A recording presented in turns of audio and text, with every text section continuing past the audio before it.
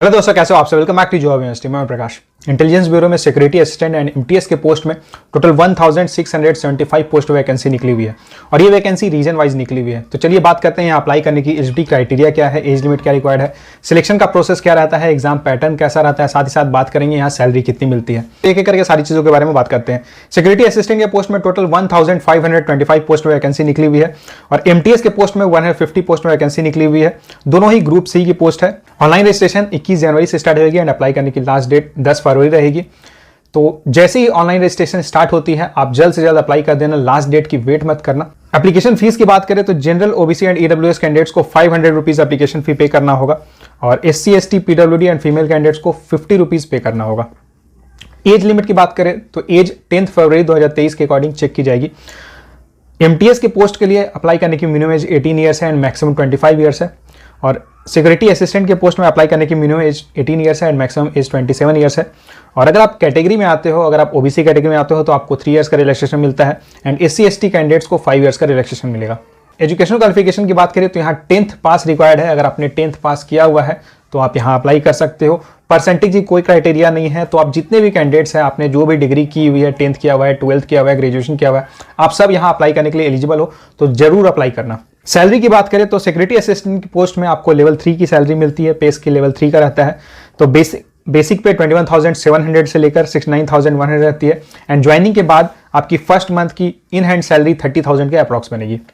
MTS के post की बात करें तो एमटीएस लेवल 1 में, एमटीएस में आपको लेवल 1 की सैलरी मिलती है। लेवल 1 का पे स्केल मिलेगा। तो बेसिक पे 18,000 से लेकर 56,900 रहेगी। ज्वाइनिंग के बाद आपकी फर्स्ट मंथ से इन हैंड सैलरी 25,000 के अप्रॉक्स बनेगी और सैलरी के अलावा और भी बहुत सारे एक्स्ट्रा अलाउंसेस, बहुत सारे बेनिफिट्स आपको मिलते हैं इंटेलिजेंस ब्यूरो में।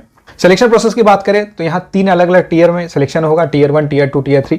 तो टीयर 1 की सबसे पहले सिलेबस की बात करते हैं। तो सिक्योरिटी असिस्टेंट एंड एमटीएस दोनों के लिए सिलेबस सेम रहेगा। ऑनलाइन एग्जाम होगा, एमसीक्यू बेस्ड एग्जाम होगा।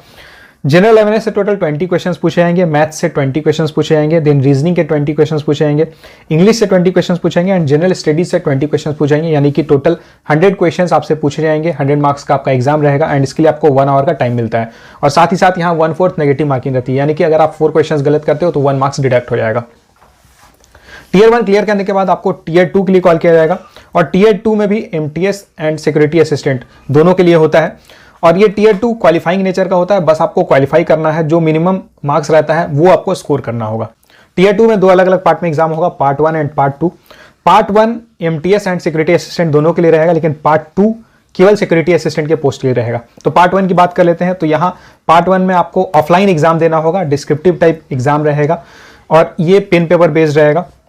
ट्रांसलेशन यहाँ करना होता है, 500 वर्ड्स की पैसेज दी जाती है, उसका आपका ट्रांसलेशन करना होता है। लोकल लैंग्वेज से इंग्लिश में ट्रांसलेशन रहेगा और साथ ही साथ इंग्लिश से लोकल लैंग्वेज में ट्रांसलेशन रहेगा। अब ये लोकल लैंग्वेज क्या है, यानी कि जिस भी रीजन से आप अप्लाई करोगे, किस रीजन से अप्लाई करना है उसके बारे में हम आगे बात करेंगे। तो जिस भी रीजन से आप अप्लाई करोगे, जैसे सपोज आप अगर यूपी के रहने वाले हो और अपने लखनऊ से अप्लाई किया हुआ है तो वहाँ की लैंग्वेज हिंदी है, तो हिंदी में आपको ट्रांसलेशन करना होगा। इंग्लिश का पैसेज दिया जाएगा, उसे आपको हिंदी में ट्रांसलेट करना होगा एंड हिंदी का पैसेज रहेगा, उसे आपको इंग्लिश में ट्रांसलेट करना होगा। पार्ट 1 40 मार्क्स का रहेगा एंड इसके लिए आपको 1 आवर का टाइम मिलेगा। पार्ट 2 की बात करें तो पार्ट 2 टीयर 2 की पार्ट 2 जो रहेगी ये केवल सिक्योरिटी असिस्टेंट के पोस्ट के लिए रहेगी। तो अगर आपने सिक्योरिटी असिस्टेंट के पोस्ट में अप्लाई किया हुआ है तो टीयर 2 में आपको पार्ट 2 भी देना होगा, जिसमें पार्ट 2 जो रहेगा ये स्पोकन एबिलिटी रहेगी।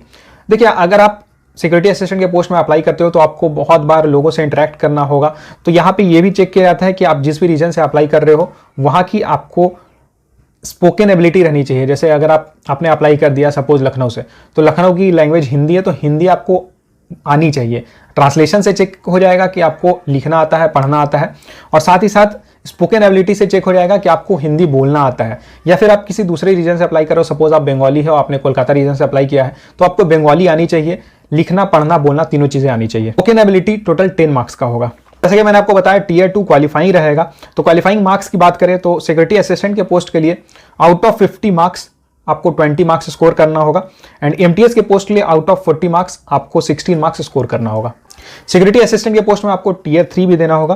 टीयर 3 में इंटरव्यू होगा, इंटरव्यू एंड पर्सनैलिटी टेस्ट होता है, ये 50 मार्क्स का होता है। अब देखिए, ये जो वैकेंसी निकली हुई है सिक्योरिटी असिस्टेंट के पोस्ट के लिए एंड एमटीएस के पोस्ट के लिए, ये रीजन वाइज निकली हुई है। किस रीजन में अप्लाई करना है, क्या क्राइटेरिया है वो मैं आपको बताता हूँ।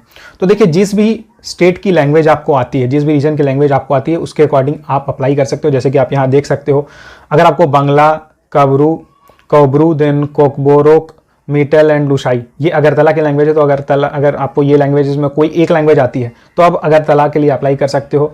अगर गुजराती एंड कुची, जैसे गुजराती एंड कुची अहमदाबाद की लैंग्वेज दिया हुआ है, तो अगर आपको गुजराती एंड कुची में से कोई एक लैंग्वेज आती है तो आप अहमदाबाद रीजन के लिए अप्लाई कर सकते हो।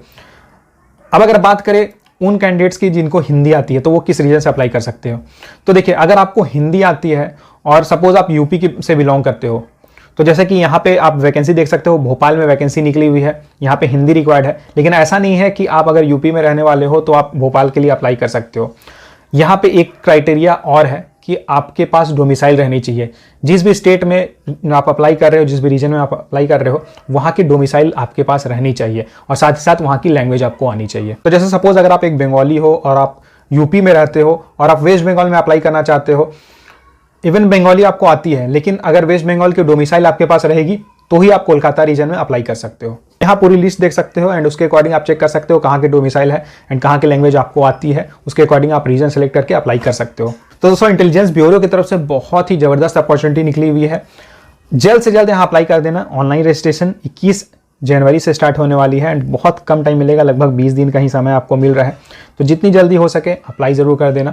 लास्ट डेट की वेट करने की ज़रूरत नहीं है, क्योंकि कई बार ऐसा होता है कि आप अप्लाई करना चाहते हो लेकिन किसी कारण से डिले हो जाता है। कई बार फॉर्म में आप गड़बड़ी कर देते हो, फिर से आप फॉर्म नहीं भर पाते हो। तो इसलिए ये सब चीज़ें करने से बेटर है जल्द से जल्द अप्लाई कर देना। और बेटर ये रहेगा कि आप सिक्योरिटी असिस्टेंट के पोस्ट में अप्लाई करो, क्योंकि सिक्योरिटी असिस्टेंट के पोस्ट में बहुत सारी वैकेंसी निकली हुई है, तो आपके सिलेक्शन के चांसेस बहुत ज़्यादा रहेंगे। तो ये थी सारी डिटेल्स। इससे रिलेटेड अगर आपकी कोई भी क्वेरी रहती है, कुछ भी कंफ्यूजन रहता है, तो आप मुझे कमेंट करके पूछ सकते हो।